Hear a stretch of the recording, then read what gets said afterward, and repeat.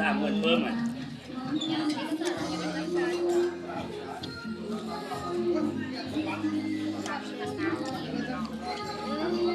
ข้าวซอยข้าวซอย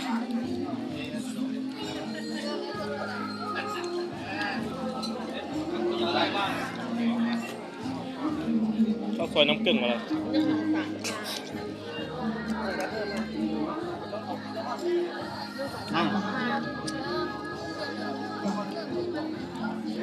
เที่ยวหมดละ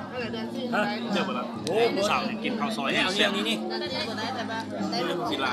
สัก2 บ่วงพอละศิลาแห้งเลยตักคือแกงเนี่ยมันก็แห้งเอา